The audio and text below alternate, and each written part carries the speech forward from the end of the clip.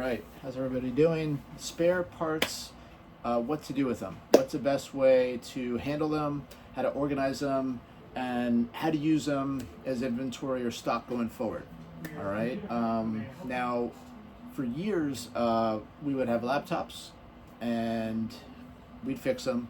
If for whatever reason the customer didn't want to fix it, or somebody just wanted to come in and bring their laptop over for free recycling or desktop or whatever it is, the question is, if they bring us a pile of junk, but there's hidden gems in there, say like the screen on the laptop is good, or there's a fan on the laptop's good, what do you do with that? So what do we start to do? I'll sort of give you like how we started and maybe how we kind of honed in on it, and I think we're doing a better job of it today, but I'd love to hear what you think about it. So at first, we would take laptops, and I'll take this ThinkPad as an example, and we'd take a once over.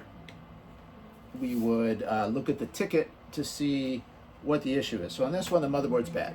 So what we would do originally is we would scavenge and really just, Frankenstein this to the point where we wouldn't fix it, but we open it up, take out all what I thought and what we thought were good parts, the fan, the hard drive, the connectors, the cables, and we would baggie it. And then in that baggie, we would put down the model, we'd look at the Lenovo at the bottom, Type 3 444, whatever the model number is, and then we put it in there, and great, we felt good about ourselves. We actually had something organized. And then the rest of this, if it was too big to go into a little drawer, we would actually put on a shelf. So we'd have it in two different places, screen, carcass, and then mini parts in the drawer. So sounds good, right? Nope, not good at all.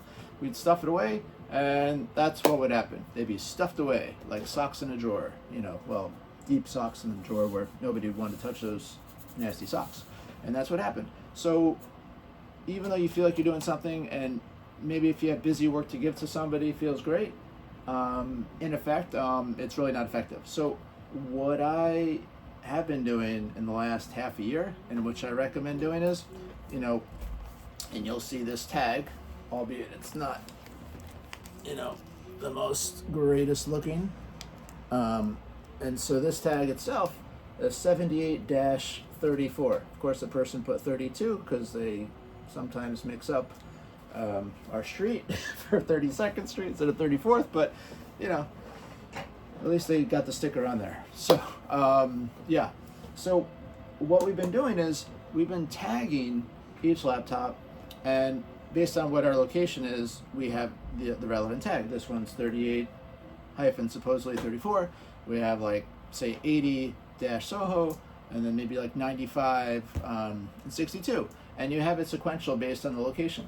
And so what we've been doing, I didn't want to like have this like robust, some type of parts and selling and on the website where it's like a whole Shopify thing or something similar, because quite frankly it's a little convoluted, it's tough to work with, and I figured if other companies, if other sites have already been doing it, let's just piggyback off of them, such as eBay. So eBay has a sell site or a sales side of it where you could literally just list, just like you buy, you can sell. So we've been essentially listing full laptops, not piecing it out, and then for each laptop we put the type or the model number specifically, and we also put exactly what the issue is. So we know, instead of scouring, could be drawers, endless drawers, and really not being able to see what's what, we literally have an inventory. We could search by model number and it'll pop up, and then from there we know exactly what's working, what's not working. And a bonus is, if somebody wants to buy it and it's at a price that makes sense for us, great, sell it. So you have a twofold type of functionality here. One, you have an instant inventory, excuse me, and you see exactly what's working, what's not working. And then, we specifically, actually have all these laptops like magazined up. So, they don't take much space, they're out of the way, and they're not like a forefront of tools or, parts of what you might need. So you have an easy inventory, you stock it somewhere where you don't have to see it. You just have these stickers flared out so you can just get to it very easily. And this we correspond to the SKU. So the SKU in eBay, you don't necessarily have to put it on there. I recommend to do that. It's kind of like a hidden gem, where once you put a SKU, it automatically relists. If you don't put a SKU, it'll just say, it's over, auction's over, and it's up to you if you want to renew it. But when you do a SKU, that actually just self-renews. It auto-renews on its own, so you don't have to worry about it. So do that, put a price you like. Obviously, put parts only if it's not working, but be very specific.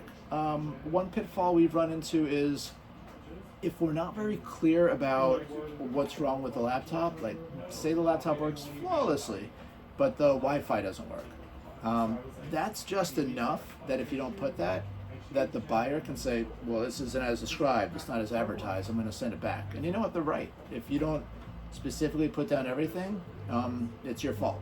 So just make sure you write down any faults, any issues, problems, any blemishes, if there's a crack, whatever it is. That's not just good for, potential buyer, it's good for you. You can easily look at it and be like, the screen's messed up, but you know what?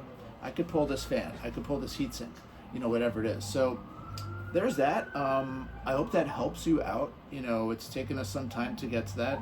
Like, it sounds obvious, but at the same time, it's not, and we did a lot of trial and error, and we did a lot of, just holding onto garbage, just hoarding a lot of stuff, wondering, are we going to use this? Am I not going to use this? And then, sometimes we throw it out and then we're like, oh, we can use that.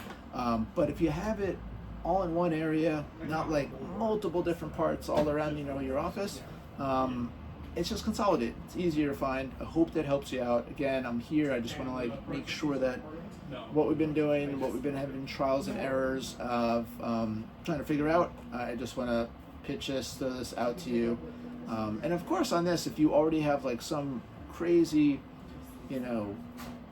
e-commerce solution on your website and it works, great. But if you don't, and if you want to be up and running fast, this is a nice viable solution, and that's worked for us. So hope that helps. Let me know what you think. Write in the comments. Feel free to subscribe, and we'll see you next time. Take care.